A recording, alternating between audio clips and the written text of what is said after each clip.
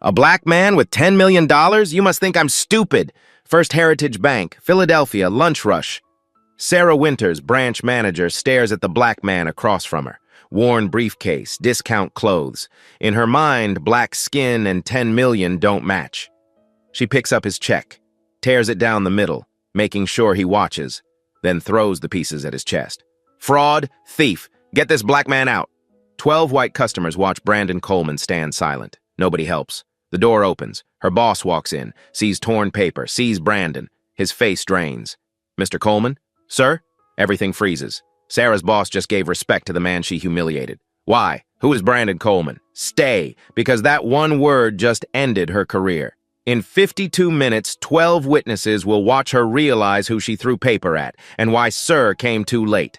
This is real. This starts now. 6:15 a.m. Brandon Coleman's alarm goes off. Same time every morning. Muscle memory from 5 years of building something from nothing. His daughter, Maya, is already awake, 9 years old, backpack half-packed on the kitchen counter. She's making toast, slightly burned. Perfect anyway. Morning, baby. Morning, daddy. Big day. Brandon pours coffee. Dark roast, the kind that tastes like determination. Bank day. Maya wrinkles her nose. Boring, if she only knew. Inside Brandon's briefcase, one check, $10 million, Coleman Software Incorporated, 5 years of code written at 3 a.m., 5 years of pitches to clients who looked at him and saw risk instead of brilliance, 5 years of proving that a black man from West Philly could build something worth buying. Premier Logistics wanted it enough to write a check with 7 zeros. The acquisition closed 3 days ago. Brandon could have done a wire transfer, could have used mobile deposit, could have watched the number appear in his account from his couch. But there's something about walking into a bank, placing a check on the counter, being treated like any other customer with money they earned. His father taught him that.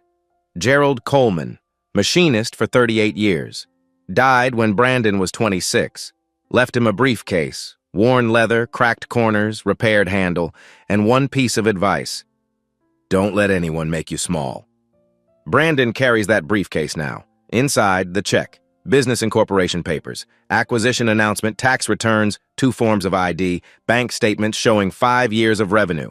He shouldn't need all this, shouldn't need to prove anything beyond the check itself. But he's heard the stories. Black man, large check, wrong assumptions. He's heard them from friends, colleagues, strangers online. He's always thought, not me, my business is legitimate, my reputation is solid. Still, he brings the documents. The drive takes 18 minutes.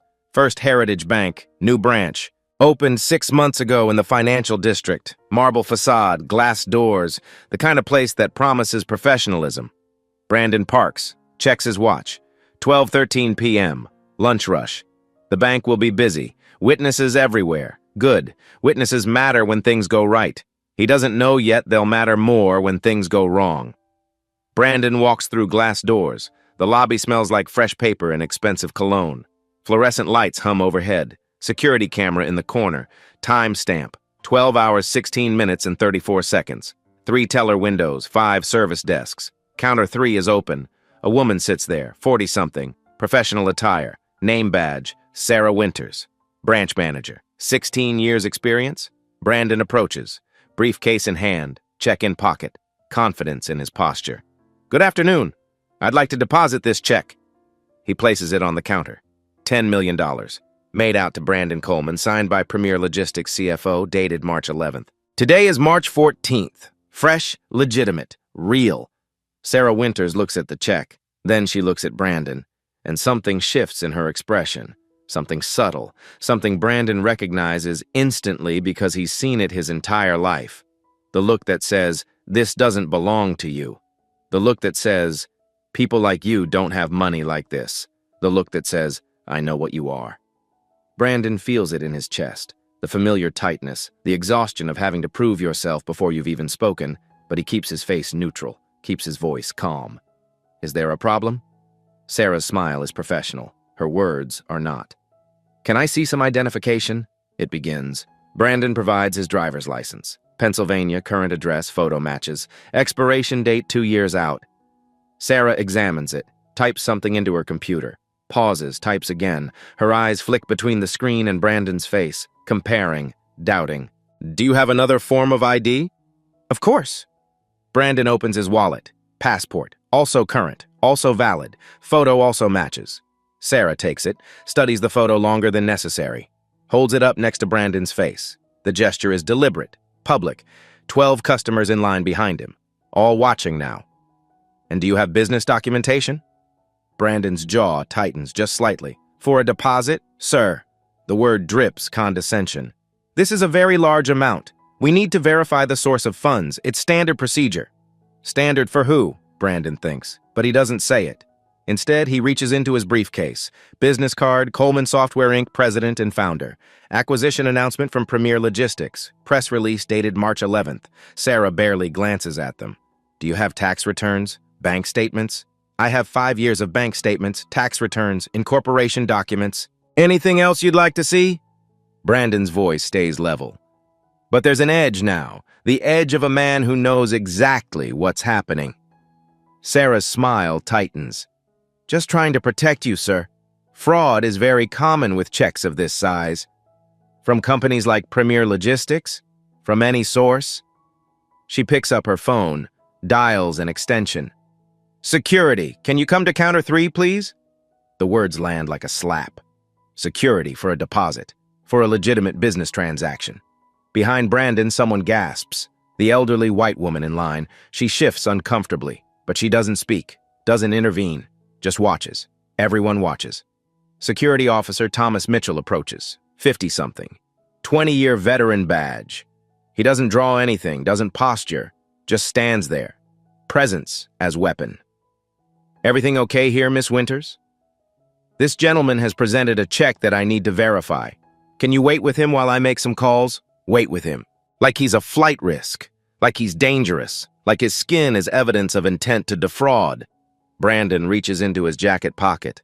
Slowly, hands visible, pulls out his phone, places it on the counter, screen down. Sarah notices. Sir, what are you doing? Documenting this interaction. You can't record in here without permission. Pennsylvania is a one-party consent state. I don't need your permission. Brandon's voice is ice. And I'm not leaving until this check is deposited, or until you provide me with a written explanation for the refusal. Sarah's face flushes.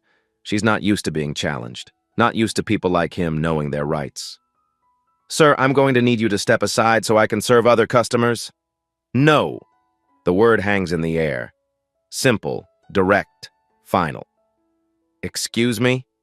I said no. I'm not stepping aside. I'm not leaving this counter. You're going to process this deposit, or you're going to explain why you're refusing a legitimate transaction. Sarah stands. Her voice rises, loud enough for the entire lobby. Sir, this check appears fraudulent. I cannot process it until I verify its authenticity. Call Premier Logistics. Here's their CFO's direct line. Brandon slides a business card across the counter. Sarah doesn't take it. Instead, she picks up the check, holds it between 2 fingers like it's contaminated, like touching it might infect her with whatever she thinks Brandon is. Where did you get this? Not earn? Not receive? Get. I earned it. From the sale of my company. What company? Coleman Software, Logistics AI, 23 employees, 5 years in operation, 40% year-over-year revenue growth. Brandon recites the facts like a lawyer presenting evidence. Because that's what this is now. A trial. With 12 white jurors watching, Sarah's expression doesn't change. And what exactly does Coleman Software do? He just explained. But she wants him to perform, wants him to dance, wants him to prove he's worthy of being in her bank with money she's decided he can't possibly have earned. Brandon takes a breath, explains again. Supply chain optimization, routing algorithms, B2B software, clients in 6 states, revenue in the millions before the acquisition. Sarah listens, nods, doesn't believe a word. I'm going to need to call our fraud department. Then call them. I'll wait.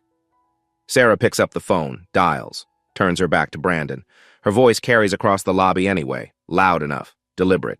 Yes, hi, I have a customer here with a $10 million check that seems inconsistent. Can you run a verification? Inconsistent. With what? With his face, his clothes, his skin? Sarah provides the check details, waits, listens. Her expression shifts. Something she hears bothers her. She hangs up, turns back to Brandon. Sir, I've been informed that we need additional documentation before we can process this. I'm going to have to ask you to... What documentation? I've provided everything legally required. Corporate verification, business license, proof of... I have all of that. It's in my briefcase. Do you want to see it, or do you want to keep making this about something else? Sarah's face hardens. Sir, I don't appreciate your tone. And I don't appreciate being treated like a criminal for trying to deposit money I earned. Silence. The entire lobby holding its breath.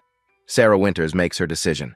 She picks up the check, stares directly at Brandon, and tears it. Not quickly, not in frustration, deliberately, methodically, down the middle. The sound of paper ripping cuts through the silence like a gunshot. Then she tears it again. Quarters. Someone behind Brandon makes a noise. Shock, disbelief, but no one speaks. No one stops her. Sarah crumples the 4 pieces, steps around the counter, and throws them at Brandon's chest.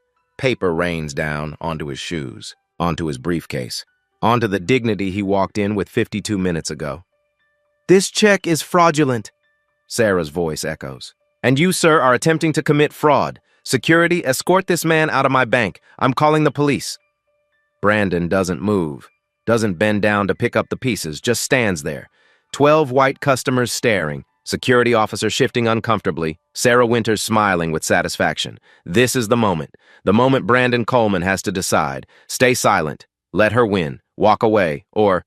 He bends down, picks up the 4 pieces of his check, his future, his 5 years, his proof that he built something, places them carefully in an envelope from his briefcase. Looks at Sarah Winters, his voice quiet, deadly calm. What is your full name? Sarah Winters, branch manager, and you need to leave before I have you arrested. Thank you, Miss Winters. Brandon picks up his phone, takes a photo of her name badge, of the torn check pieces, of the security camera timestamp. Evidence. Then the door opens. James Anderson walks through the glass doors at 12:52 p.m. Regional Vice President, 51 years old, tailored suit, confidence that comes from 25 years in banking. He's not supposed to be here. Had a lunch meeting 3 blocks away, decided to stop by the new branch, check in, see how Sarah's handling the lunch rush. He walks into chaos. 12 customers frozen in line, security officer standing awkwardly by counter 3, a black man with a briefcase and a phone, papers scattered on the floor, and Sarah Winters, his branch manager, red-faced and pointing. I said get out before I call the police. Anderson's instinct, support his manager, trust her judgment. She's been with the bank 16 years, she knows protocol. But something makes him pause. The man at counter 3. Something familiar about his posture, the way he's standing, not aggressive, not defensive, just present, like he belongs exactly where he is. Anderson steps closer, sees the man's face. Recognition hits like cold water. Oh no, oh God, no. Mr. Coleman? The lobby freezes. Sarah's pointing finger drops. The security officer turns. The 12 customers lean forward. Brandon Coleman turns slowly, looks at James Anderson. No surprise on his face. Just cold, measured assessment. Mr. Anderson. They know each other. Sarah's brain scrambles to process this. How do they know each other? Why is the regional VP using Mr.? Why does his voice sound like that? Nervous, almost panicked. Anderson's eyes drop to the floor. Paper pieces. He bends down, picks one up. It's a quarter of a check. He can make out Lion Dollars, Brandon Cole, Ramir Logis. His blood goes cold. What? His voice cracks. He clears his throat. Tries again. What happened here? Sarah rushes to explain. Sir, this man attempted to deposit a fraudulent check. $10 million. Obviously fake. I refused the transaction and called security. He became aggressive, started recording without permission, refused to leave the premises. Stop. Anderson's voice cuts through her justification like a blade. Stop talking. Sarah blinks. She's never heard him use that tone. Not with her. Not with anyone. Anderson looks at Brandon. Really looks at him. Sees the phone on the counter. Sees the composed fury in Brandon's posture. Sees exactly what just happened here. Mr. Coleman. Anderson's voice is careful now. Respectful. Terrified. Sir, could we please speak in my office? Sir. The word detonates in the lobby. Sarah's face drains of color. The customers exchange glances. The security officer takes a step back. Sir, not this gentleman. Not sir in the dismissive way Sarah kept using it. Sir with weight, with respect, with recognition of status. Brandon doesn't move. Your branch manager just destroyed my property, accused me of fraud, called security, threatened to have me arrested, and now you want to talk in private? Mr. Coleman, please, I can explain. Explain what? Brandon's voice is still quiet, still controlled, but there's steel underneath. Explain why your manager assumed a $10 million check couldn't possibly belong to a black man? Explain why she didn't make a single phone call to verify it before tearing it up. Explain why I had to provide 3 forms of ID while the white woman behind me provided one. The white woman behind him, elderly, well-dressed, nods. She did provide only one ID. She noticed. Anderson's face is white now, bloodless. He knows what this is, what this looks like, what this will cost. Sir, there's been a terrible misunderstanding. There's been no misunderstanding. Brandon picks up the envelope with the torn check pieces. Your manager understood perfectly. She saw a black man with money and decided I didn't deserve respect, didn't deserve basic customer service, didn't deserve the benefit of doubt that you give to every white customer who walks through that door. Sarah tries to speak. I was following protocol. What protocol? Anderson spins on her. What protocol tells you to destroy a customer's check before verification? What protocol tells you to call security for a deposit? What protocol? He stops, forces calm, turns back to Brandon. Mr. Coleman, sir, please, give me a chance to make this right. Brandon looks at him, at Sarah, at the 12 customers, at the security officer who didn't stop any of this, at the pieces of his check in an envelope. You can't make this right, but you can start by getting her away from me. Anderson doesn't hesitate. Miss Winters, my office now. Sarah opens her mouth to protest. Anderson's look silences her. She walks toward the back, stiff, humiliated, still not understanding. Anderson turns back to Brandon. Sir, I apologize. Profoundly. Completely. This should never have happened. I know you. I know your company. We met last year at the FinTech conference. I pitched you banking services. You were professional enough not to mention that our bank just treated you like a criminal. Brandon remembers. Anderson gave a good pitch, talked about relationship banking, personalized service, understanding the unique needs of tech entrepreneurs. Ironic. Your pitch was very convincing, Brandon says. You talked about respect, about seeing customers as partners, about understanding that success looks different for different people. Anderson closes his eyes. I meant every word. Did your branch manager get that memo? Silence. Mr. Coleman, sir, please, can we discuss this privately? I will replace the check immediately. I will personally apologize. I will do whatever it takes. To keep me quiet? Anderson stops. To make amends. Amends. Brandon tastes the word. Your bank just publicly humiliated me, destroyed my property, accused me of fraud, traumatized 12 witnesses, all because your manager took one look at me and decided I was a criminal, and you want to make amends. In private, where no one can hear, where I sign something and go away. That's exactly what this is. Brandon picks up his phone, stops the recording. 52 minutes and 18 seconds. I'm leaving. I'll deposit this check at a different bank. One that treats me like a human being. Mr. Coleman, please. At least let me replace the check. You can't replace it. It was issued by Premier Logistics. You don't have authority to reissue their check. What you're offering is your bank's check, which means your bank takes ownership of Premier Logistics' debt to me. Which means you're trying to make this your transaction instead of theirs, which means you're trying to control the narrative. Anderson stares. This is not a man he can patronize. This is not a man who doesn't understand banking. Brandon continues. Here's what's going to happen. I'm going to contact Premier Logistics. They'll reissue the check. I'll deposit it somewhere else. And then I'm going to decide what to do about this. He gestures at the lobby, at the scattered paper, at Sarah Winters visible through the office glass, pacing. What do you mean? Brandon looks at Anderson, really looks at him. Sir, he uses the word deliberately now, mockingly. Do you think this is the first time your branch manager has done this? Do you think I'm the first black customer she's treated like a criminal? Anderson's silence is answer enough. That's what I thought. Brandon walks toward the door, stops, turns back. One more thing. The elderly woman behind me, she saw everything. Get her name, get her statement. Because if you try to claim this was anything other than what it was, she's my witness. The elderly woman, Helen Davis, steps forward. My name is Helen Davis. I'm customer number 8,832, 4,491. I've banked here for 30 years, and I saw everything. That young man did nothing wrong. Your manager profiled him, simple as that. She writes her phone number on a deposit slip, hands it to Brandon. If you need a witness, call me. Brandon takes it, nods, thanks her, walks out the door. Anderson stands in the lobby, paper pieces on the floor, 12 customers staring, Helen Davis looking at him with disappointment, and through the office window, Sarah Winters waiting for him to fix this. He can't fix this. The word sir came 52 minutes too late, and James Anderson knows exactly what comes next. Lawyers, media, investigation, everything he spent 25 years building, threatened by one branch manager's assumptions and his own 45-second delay in recognizing a customer.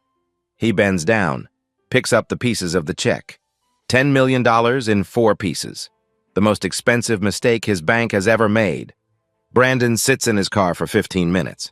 Hands on steering wheel, not shaking from fear, shaking from rage. The recording sits in his phone. 52 minutes, every word, every assumption, every moment of humiliation. He could delete it, could call Premier Logistics, get the check reissued, move banks, move on, could teach his daughter that staying silent is safer than speaking up. Or, his phone rings, unknown number. He ignores it. Text message follows. Mr. Coleman, this is James Anderson. Please call me. I need to make this right. Brandon deletes it. Second call, same number. This time he answers, says nothing. Mr. Coleman, it's James Anderson. Please don't hang up. Why are you calling me? Because... Anderson's voice is strained. Because I owe you an explanation, an apology, a chance to fix this before it becomes... Before you make a decision you might regret. A decision I might regret? Like calling a lawyer? Like going to the press? Like telling people what your bank does to customers who don't look like money? Mr. Coleman, please, I know you're angry. You have no idea what I am. Silence on the line. Brandon continues. Here's what I know, Mr. Anderson. Your branch manager didn't just wake up this morning and decide to destroy a black man's check. This is learned behavior. This is institutional. This is protocol dressed up as protection. It's not protocol. Sarah acted alone. Did she? Because from where I'm standing, your bank just taught me exactly what I'm worth to you. Nothing. Less than nothing. A threat to be removed. That's not true. Then prove it. Anderson pauses. What do you mean? I want Sarah Winters' employment file. Every customer complaint, every performance review, every incident report. I want to know if this is her first time or if I'm just the first person who didn't stay quiet. I can't give you personnel files. That's confidential. Then I'll get them through discovery. The word lands. Discovery. Legal term. Anderson's worst fear confirmed. Mr. Coleman, sir, please, let's meet. Face to face. Give me a chance to explain what happened, to show you we're taking this seriously. Brandon almost laughs. You want me to come back, to that bank, to that lobby where your manager called me a criminal? My office, private, just us, or neutral ground, coffee shop, your choice, please. Brandon thinks about it, weighs options. The recording is leverage, but leverage only works if the other side knows what you have, knows what you're willing to do with it. Tomorrow, 10 a.m., coffee shop on Market Street. You know the one? Yes, I'll be there. Thank you, Mr. Coleman. Thank you for... Brandon hangs up. He drives home. Maya's at a friend's house.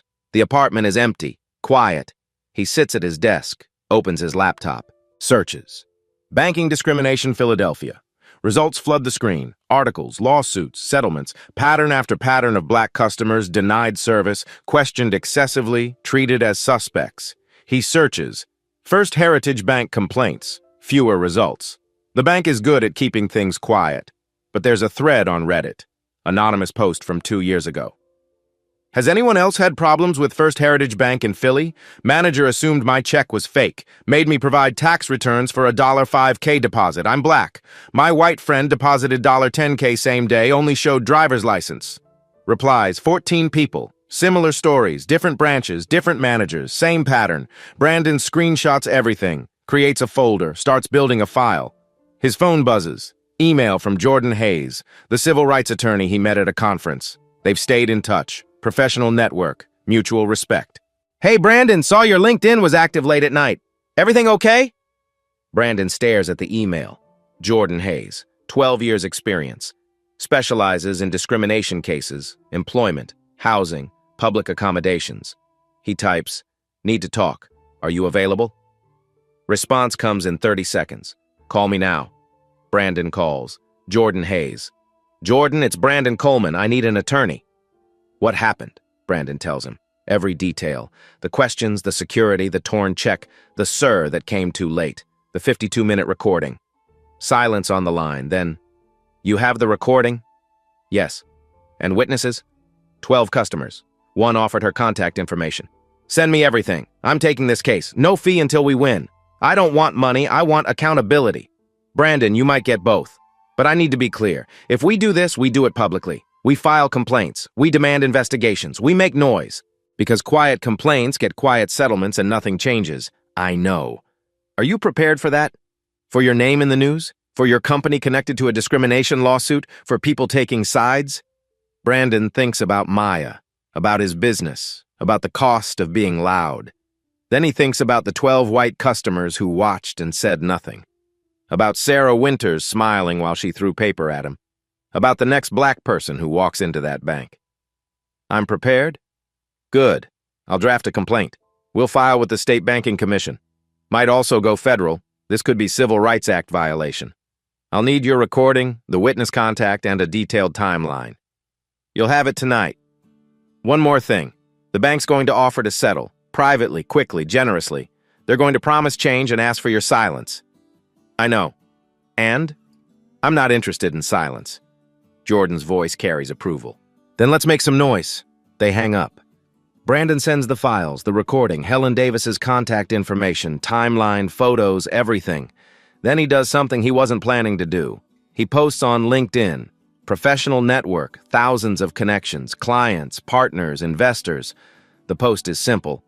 "Today, I walked into a bank with a $10 million check from the sale of my company.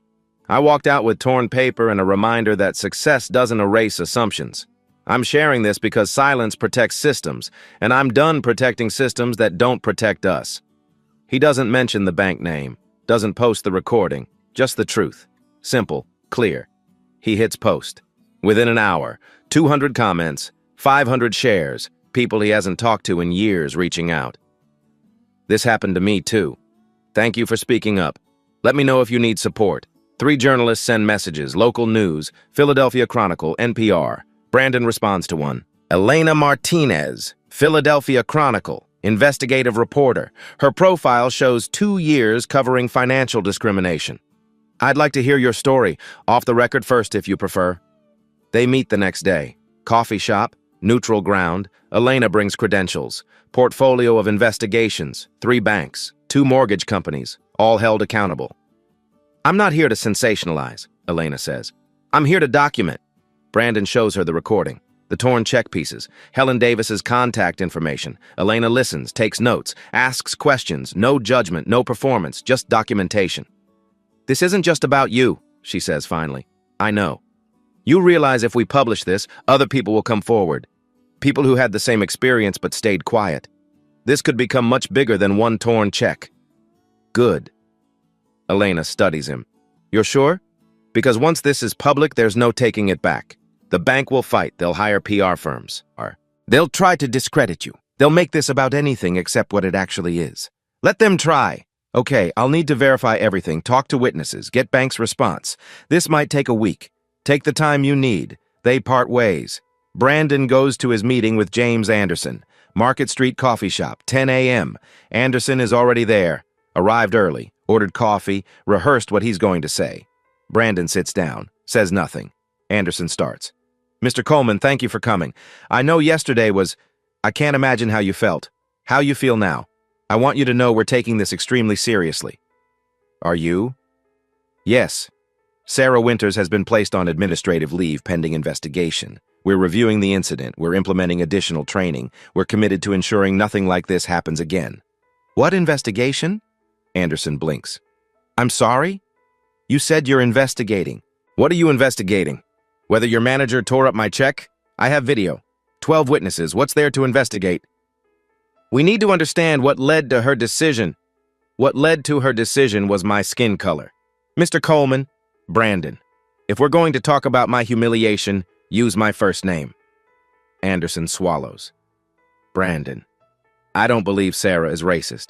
I think she made a bad judgment call. I think she was overly cautious. You think that makes it better? That she humiliated me out of caution instead of hate? Do you know how many times I've heard that? I'm not racist, I'm just careful. I'm not racist, I just have standards. I'm not racist, I just know fraud when I see it. I'm not making excuses? Yes, you are. That's exactly what you're doing. You're making this about her intentions instead of my experience. You're making this about protecting her instead of accountability. Anderson is silent. Brandon continues. Here's what I want to know. How many complaints has Sarah Winters received, from black customers specifically? I can't share personnel information. Then I'll find out another way. Discovery, public records, freedom of information requests. I have an attorney. He specializes in this. Anderson's face pales. Brandon, please, let's not make this adversarial. Let me fix this. We'll compensate you for your trouble. We'll ensure Sarah receives appropriate discipline. We'll implement oversight. Whatever you need. Whatever I needed basic respect. I needed your branch manager to spend 30 seconds calling Premier Logistics instead of 10 minutes destroying my dignity. I needed the word sir before the damage, not after. That word again, sir. It sits between them like evidence. I'm sorry, Anderson says, and for the first time he sounds like he means it. I'm sorry I wasn't there. I'm sorry it took me 45 seconds to recognize you. I'm sorry that 45 seconds cost you something I can't give back. Brandon looks at him, sees genuine regret, also sees calculation. Anderson knows a lawsuit is coming, knows bad press is coming, knows this conversation is his last chance to contain it. Your apology doesn't change anything, but I appreciate it. Brandon stands. I'll be filing a formal complaint with the State Banking Commission. I'll be sharing my story publicly, and if other victims come forward, and they will, I'll support them too. Brandon, wait, please. What if we settle this, privately, generously? You name the amount. We make this right without accountability, without change, without anyone knowing your bank trains managers to profile customers. We don't train them to... Then how did Sarah learn it? Silence. Brandon walks toward the door, stops, turns back. You called me sir yesterday, after your branch manager threw my check at my chest, after she called me a criminal, after she humiliated me in front of 12 people. You called me sir when it was too late to matter. Anderson says nothing. Next time, with the next black customer who walks into your bank, maybe say it sooner. Brandon leaves. Behind him, James Anderson sits with cold coffee and the knowledge that sir will haunt him for the rest of his career. April 8th. Elena Martinez's article goes live. Philadelphia Chronicle, front page digital. Banking while black. One torn check, 52 minutes of audio, and a question about who deserves respect. The article includes Brandon's story, Helen Davis's witness statement, excerpts from the recording, not the full 52 minutes, but enough. Sarah Winters' voice. You probably can't afford lunch. The sound of paper tearing. Brandon's calm response. What is your full name? And the moment. The door opening. James Anderson's voice. Mr. Coleman, sir. Elena's analysis is surgical. The word sir arrived at minute 52. The humiliation began at minute 1. The question is, why did respect take 51 minutes to recognize? By noon, 400,000 views. By evening, 1.2 million. Comment section becomes testimony. Real people, real stories. Same bank, same pattern. First Heritage, 2019. They made me provide 3 pay stubs for a $2,000 deposit. I'm black. White customer ahead of me showed driver's license only. Sarah Winters personally denied my small business loan, called my business plan unrealistic. I'm a doctor. The loan was for $50K. I had $200K in assets. Different branch, same experience. Made me sit for 40 minutes while they verified my employment. I'm an engineer at Boeing. The pattern is undeniable. 17 people share contact information publicly, want to be witnesses, want their stories heard. Jordan Hayes files formal complaint with Pennsylvania State Banking Commission, case number DOB 2024-1563. Complainant, Brandon Coleman. Nature, discrimination based on race. Destruction of property, violation of customer rights under federal banking law. The Commission opens investigation. Issue statement. All financial institutions in Pennsylvania are subject to fair lending and fair service laws. This complaint will be investigated thoroughly. First Heritage Bank responds. Corporate PR statement. We take these allegations extremely seriously. Ms. Winters has been suspended pending internal review. We are committed to diversity, inclusion, and respectful service for all customers. The statement is careful. Doesn't admit wrongdoing, doesn't apologize to Brandon, doesn't address pattern, comments under their statement. Too little too late. She was suspended after you got caught. What about the 17 other complaints? Brandon's LinkedIn post has 50,000 shares now. People he's never met expressing support. Business leaders pledging solidarity. 3 speaking invitations. 5 podcast requests. He declines most, accepts one. NPR's All Things Considered. The interview is 15 minutes. Brandon's voice is measured, calm, no anger, just facts. Host, what did you feel when she tore up your check? Brandon, I felt what I've felt my entire life, the exhaustion of having to prove I belong in spaces where my skin color raises questions before my credentials answer them. Host, and when Mr. Anderson said, sir? Brandon pauses. I felt like he was apologizing to the wrong version of me. He was saying sir to the successful entrepreneur he recognized, but he should have been saying it to the black man his employee just humiliated, because respect shouldn't require recognition. It should be default. The clip goes viral. The phrase respect shouldn't require recognition becomes a hashtag. April 10th, Brandon's phone rings. Unknown number. He's learned to answer these now. Mr. Coleman? This is Anthony Richardson. I was a customer at First Heritage in 2018. Sarah Winters denied my loan application. I complained. They paid me to stay quiet. I signed an NDA, but I'm ready to break it if it helps you. Brandon remembers the Reddit thread. Anthony's story was there, anonymous then, named now. Anthony Richardson, breaking an NDA has consequences.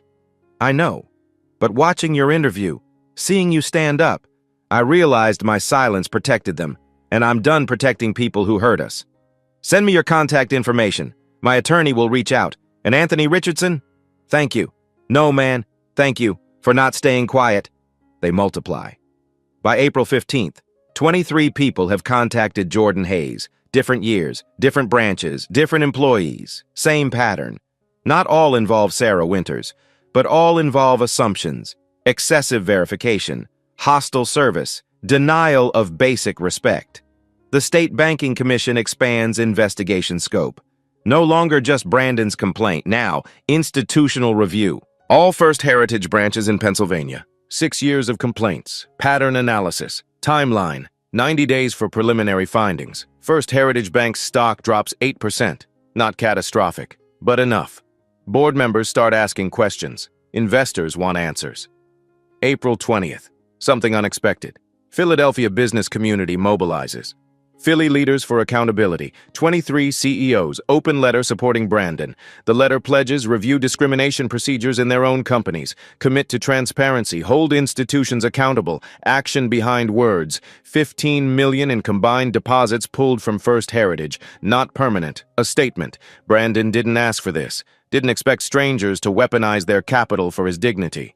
But here it is, solidarity in spreadsheets. April 22nd, rally outside First Heritage headquarters. 200 people. Organized by local civil rights groups. Brandon attends, brings Maya. She's nervous. Daddy, why are all these people here? Because they think fairness matters. Does it? Brandon looks at the crowd, sees faces he doesn't know defending a principle that costs them nothing but means everything to him. It's starting to. Speakers share stories, other victims, other banks, other moments when Sir came too late or never came at all. Helen Davis speaks, the elderly white woman from the bank. She's 86 years old, been a customer for 30 years, closing her accounts. I stayed silent in that lobby. I watched that young man get treated like a criminal, and I said nothing until it was over. I'm ashamed, and I'm not staying silent anymore. Applause. Not for her specifically. For the acknowledgement. For the complicity named. Brandon watches. Thinks about James Anderson. About the word sir. About how respect given late is just regret wearing a costume. His phone buzzes. Text from Anderson. Can we please talk? This has gotten out of hand. Brandon doesn't respond. Because it hasn't gotten out of hand. It's gotten into the right hands. Public hands. Accountable hands. For the first time since March 14th, Brandon Coleman sleeps through the night. May 3rd. Anonymous email to Elena Martinez. Subject: You need to see this. Attachment: PDF, 52 pages. Customer Risk Assessment Protocol version 3.2, Internal Training Manual, dated March 2022, marked confidential. Elena opens it, starts reading. By page 10, she's calling Brandon. You need to see this. They meet. Coffee shop. Same one where Brandon met Anderson. Different outcome. Elena slides her laptop across the table. Someone inside the bank sent this. Whistleblower. Won't identify themselves yet. But look at section 2. Brandon reads. Enhanced due diligence triggers. The list includes deposits exceeding $50,000 from non-established customers, transactions from high-risk zip codes. Appendix C lists the zip codes. Brandon recognizes them. West Philadelphia, North Philadelphia, predominantly Black and Latino neighborhoods, not explicitly racial, functionally racial. Section 3. Unlikely customer profiles. Defined as deposits or transactions that seem inconsistent with customer presentation. Customer presentation, undefined, discretionary, code. They trained her, Brandon says quietly. Sarah Winters didn't invent her suspicions, she was taught them. Elena nods. And there's more. Look at the performance metrics. Another document. Branch Manager Evaluations. Sarah Winters Q4 2023 exceeds expectations. Key strength. Proactive fraud prevention. Identified 12 high-risk situations. Bonus tied to this metric, $8,500. Brandon cross-references dates. Those 12 high-risk situations align with complaint dates. 11 complaints from customers of color. Sarah Winters was rewarded for discrimination, paid to make assumptions. This isn't about one branch manager, Elena says. This is policy. Does Jordan know? I'm sending it to him now. Jordan Hayes receives the documents. Calls Brandon within an hour. This changes everything. We're not just suing for individual discrimination. This is systemic, institutional. This goes to the board level. Can we prove board knowledge? Working on it. But this training manual? Someone approved it.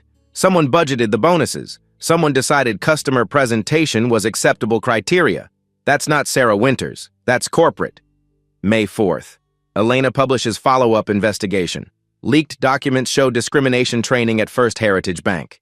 The article includes excerpts from the manual, analysis of the zip code list, Sarah Winters' performance review, connection between bonuses and complaints. Conclusion: First Heritage Bank didn't have a rogue employee problem. They had a policy problem disguised as fraud prevention. Reaction is immediate. Banking industry trade groups distance themselves. Pennsylvania governor calls for comprehensive investigation and accountability. Federal banking regulators announce review. First Heritage stock drops 14%. Largest single-day decline in company history. May 6th. Bank's response. CEO Richard Morrison holds press conference. Prepared statement. We are shocked and dismayed by these allegations. The training materials in question were implemented by a former regional director without proper board oversight. They do not reflect our values. We have immediately suspended the program and launched a comprehensive review. Reporter asks, if the board didn't approve the training, who did? Morrison, we're investigating the approval chain. Reporter, the training manual is dated 2022. It's been in use for 2 years. Are you saying the board didn't know? Morrison, we're reviewing all materials and processes. Reporter, what about the performance bonuses tied to discrimination complaints? Morrison, I can't comment on personnel matters.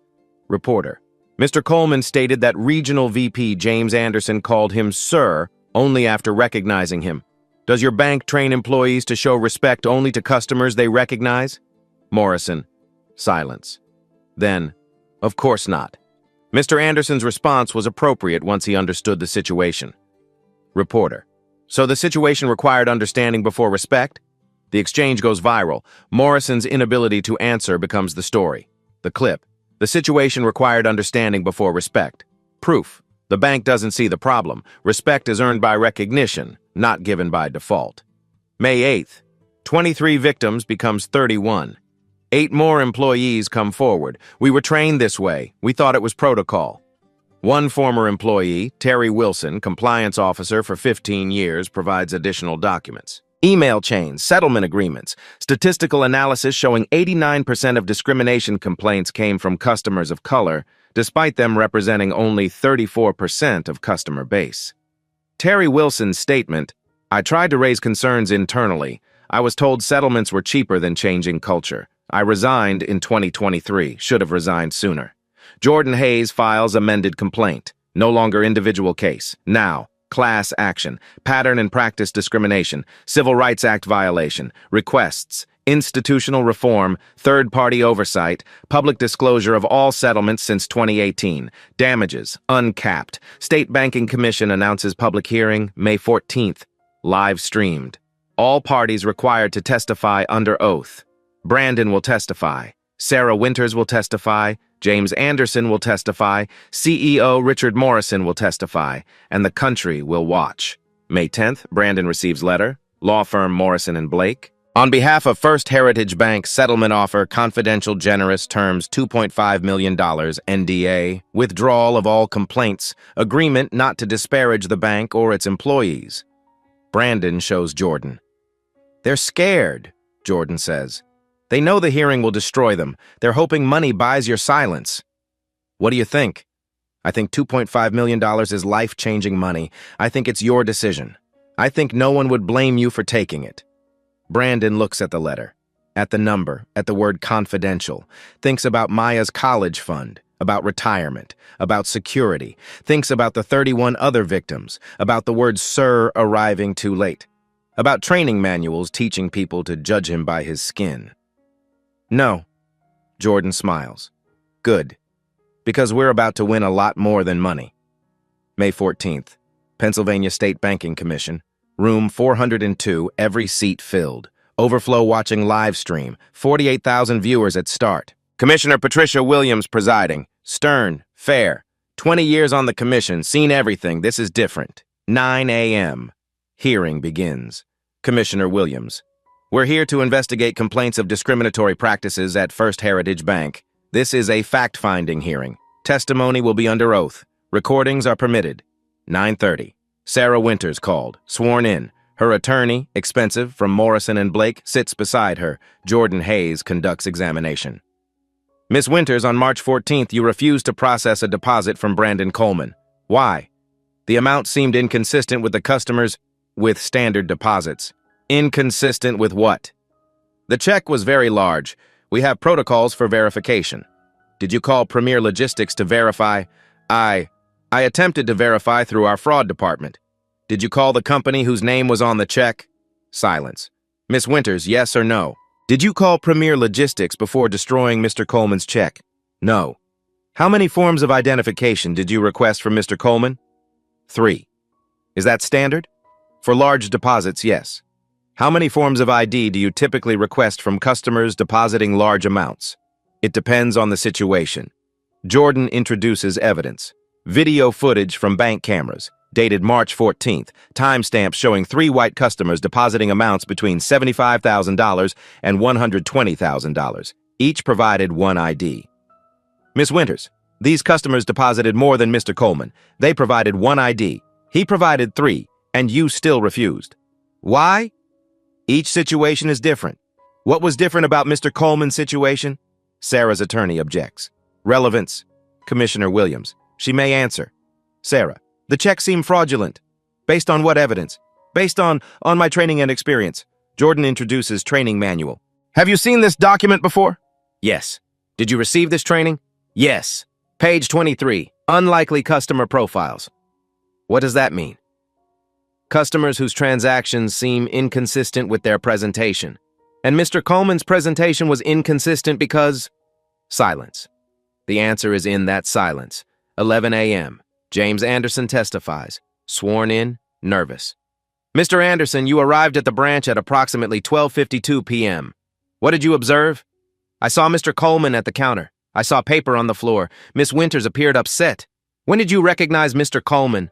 "Almost immediately." "What did you say?" "I said Mr. Coleman." "And then?" Anderson hesitates. "I said, sir." "Why did you use that word?" "It's respectful." "Did Miss Winters use that word?"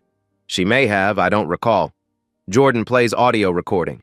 Sarah's voice. Sir, this check is fraudulent. Sir, you need to leave. Mr. Anderson, Miss. Winners use sir as dismissal. You used it as respect. What changed between her usage and yours? I recognize Mr. Coleman. So respect came with recognition? No, Mr. Anderson, simple question. If you hadn't recognized Mr. Coleman, would you have called him sir with respect? Silence. Then quietly, I don't know. That's the problem, isn't it? Respect shouldn't require recognition. The phrase lands. The room is silent. 1 p.m., Brandon testifies. He requested to go last. Wants the final word. Sworn in, calm, prepared. Jordan asks basic questions, timeline, facts. Then, Mr. Coleman, when Regional VP Anderson said, Sir, what did you feel? Brandon looks directly at Commissioner Williams, at the live stream camera, at the 73,000 people now watching. I felt like respect was being given to the version of me he recognized, the CEO, the successful entrepreneur, but respect wasn't given to the version of me that walked in 52 minutes earlier. The black man with a check. That version didn't deserve sir until he was recognized. And that's the problem. Dignity shouldn't require credentials. Respect shouldn't require recognition. The word sir should have been there from the beginning. Not as apology, but as default. Silence. Even the live stream chat stopped scrolling. Commissioner Williams speaks. Mr. Coleman, what outcome are you seeking? I want the training manual destroyed. I want independent oversight. I want every complaint from the past 6 years reviewed and victims compensated. I want transparent reporting. And I want assurance that the next black person who walks into First Heritage Bank gets respect before recognition. 4 p.m. Commissioner Williams issues preliminary findings. Based on testimony and evidence presented, this commission finds probable cause that First Heritage Bank engaged in systematic discriminatory practices. Training materials contain coded language that disproportionately targets customers of color. Performance incentives reward behavior that discriminates. Management failed to implement adequate oversight. Remedies pending final order, $4.3 million fine. Mandatory third-party monitor for 3 years, public disclosure of all settlements, individual liability recommendations, Miss Winters terminated and barred from banking. Mr. Anderson, formal reprimand and mandatory retraining, CEO Morrison, personal fine and oversight requirement. The room erupts, applause, quickly silenced by Commissioner Williams. Final order in 3 weeks, June 3rd, final order issued, everything Commissioner Williams promised, plus, First Heritage must establish $5 million fund for victim compensation, must implement transparent complaint process, must report demographics annually. Brandon receives settlement, $850,000, not the $2.5 million they offered, but earned through accountability, not purchased silence. He donates $200,000 to Civil Rights Legal Fund, creates scholarship at Temple University. The Gerald Coleman Scholarship for students who refuse to be made small. September. Brandon walks into PNC Bank. Different institution. Routine deposit. $750,000. New contract. Teller. Good morning, sir. How can I help you? Sir, from the beginning. Before credentials. Before recognition. The way it should have been. Brandon deposits the check. No extra IDs, no questions, no assumptions, just service. Respectful, professional, default. He drives home. Thinks about March 14th, about torn paper, about 52 minutes, about the word sir arriving too late to save anyone. Maya asks, Daddy, was it worth it? The fight? Yeah. Brandon thinks about the 31 other victims who found justice, about the training manual destroyed, about the next black person who walks into a bank and gets respect before recognition. Yes, baby, it was worth it. Because dignity shouldn't need proof. Respect shouldn't need recognition. And the word sir, it should come at minute 1, not minute 52. If this story moved you, if you believe respect should be default, not earned, share it. Not for views. For the person who needs to know your dignity matters from the moment you walk in. Hit like if you believe sir should never come too late. Subscribe because these stories need telling. And comment, has this happened to you? Let's make respect the default, not the exception.